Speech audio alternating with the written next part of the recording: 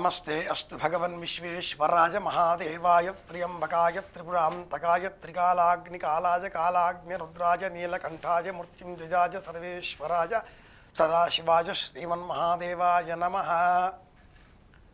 ఈనాటి విశేషం మాస శివరాత్రి. శివారాధన చేద్దాం. ఈశ్వరుడు అభిషేక ప్రియుడు. ఈశ్వరుడు ఎక్కడ ఉన్నాడు అన్న ప్రశ్న వేసుకుంటే అభిషేకం ఎలా చేద్దాం అనేది రెండవ ప్రశ్నగా మారుతుంది. అంతటా ఉండే ఈశ్వర తత్వాన్ని మనస్సులో కూడా ఉన్నాడు అనేటట్లుగా అన్వేషణ చేసే నిమిత్తమై మనం చేసే ప్రయత్నాలలో మొట్టమొదటి అభిషేకం. నమస్తే అస్తు భగవన్ విశ్వేశ్వరాయ మహాదేవాయ త్ర్యంబకాయ అని చెప్తున్నామే. కృష్ణ యజుర్వేదంలో 5వ పన్నంలో 4వ ప్రశ్నలో నట్టనడముగా ఉండేటటువంటి ఈ నమ్మకానికి 170 మంత్రాలలో నమస్తే రుద్రమన్యవ ఉతోత ఇషవే నమః అని ప్రారంభం అవుతుంది. మన్యువు అంటే కోపం. నాలో కోపం లేకుండా నేను ప్రవర్తించగలిగినప్పుడు, నేనెవరో తెలుసుకునే ప్రయత్నంలో నాకు నేను మరిచిపోయినప్పుడు మాత్రమే శివ సాక్షాత్కారం కలుగుతుంది. అలా కలిగినప్పుడే అభిషేకం చేయగలుగుతాం. అంతదనుక మనం చేసేటటువంటి అభిషేకం ప్రతీకాత్మకంగా ఉండేటటువంటి లింగానికి మాత్రమే అవుతుంది. ఆ లింగాన్ని స్పృశించి అందులో మన మనస్సును ఆరోపణం చేసి ఆత్మారోపణం చేసి ఆత్మానం ప్రత్యారాధయేత్ ఇది యథాలింగమంగాన్ సంస్పృశ్య అని చెబుతూ అప్పుడు మనం అభిషేకం చేస్తాం. సద్యోజాతం ప్రపద్యామి సద్యోజాతాయ వై నమో నమః భవే భవేనాతి భవే అని చెబుతూ ఈశ్వర స్వరూపానికి పానవట్టం దక్షిణం దిక్కున కూర్చొని ఉత్తర ముఖం మనం కనిపించే విధంగా కూర్చొని అభిషేకం చేస్తే సద్యోజాత విధి అవుతుంది. ఇలా మనం అభిషేకం చేసినప్పుడు మనలో ఉండేటటువంటి ఆత్మశక్తిని ప్రాణశక్తిని పెంపొందించుకున్న వాళ్ళం అవుతాం. అలాంటి స్పృహ మనకు కలిగింది అనుకుంటే అది శివ సాక్షాత్కారమే. అంతదనుక మనం చేసేటటువంటి ప్రతి పని కూడా ప్రతీకాత్మకంగా కనిపించేటటువంటి చిహ్న రూపమైన ఆ లింగానికే అవుతుంది, కానీ నిజమైన శివారాధన కాదు. ఈశ్వర తత్వాన్ని మనం అన్వేషించినప్పుడు ఈశ్వరుడు మన దేహంలో అన్ని చోట్ల అన్ని ప్రాంతాల్లో అన్ని అవయవాలలో అంతటా కనిపిస్తాడు.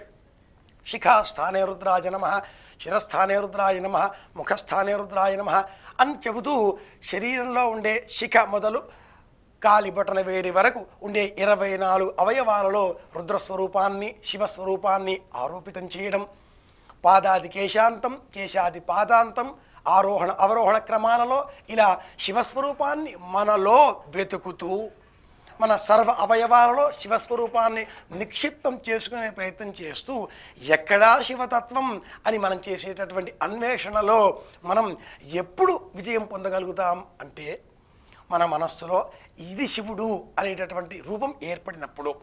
ఆ ఇది శివుడు అనే రూపం కేవలం శివుడు విశ్వస్వరూపమంతా కూడా ఈశ్వరమే, ఈశ్వరతత్వమే, రుద్రస్వరూపమే అనేటటువంటి జ్ఞానం మనకు కలిగినప్పుడు మాత్రమే, సుబోధకమైనప్పుడు మాత్రమే శివుడు ఇలా అని తెలుస్తుంది అని తెలియవస్తుంది.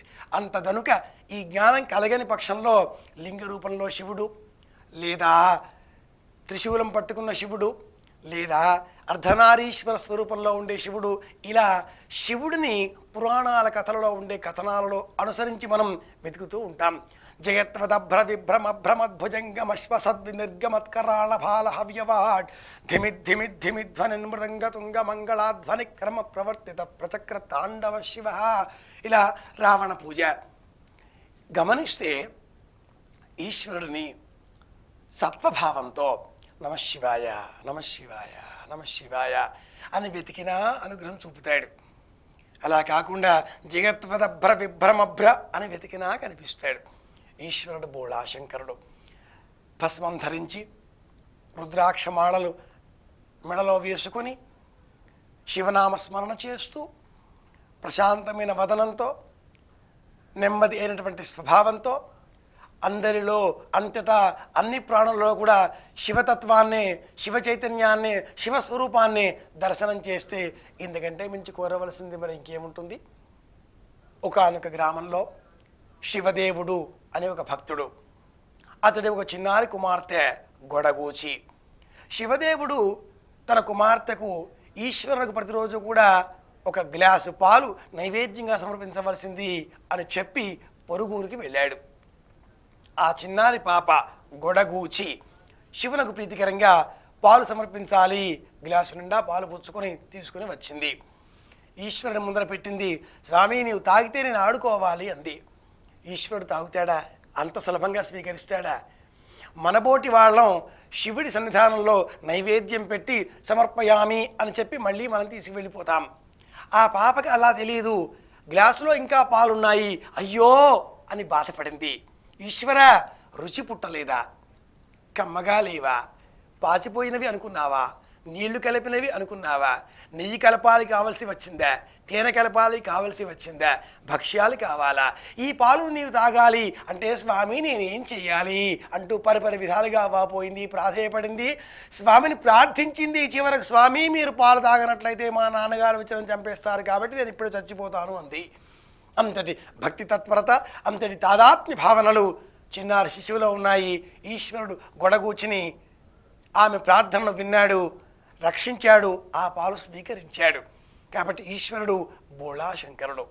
ఈరోజు మాస శివరాత్రి కనుక శివారాధన చేద్దాం, శివనామస్మరణతో కాలం గడుపుదాం. శివానుగ్రహంతో అందరికీ ఆనందం కలగాలి, అందరూ ఆనందంగా ఉండాలి అని కోరుకుంటూ శుభమస్తు.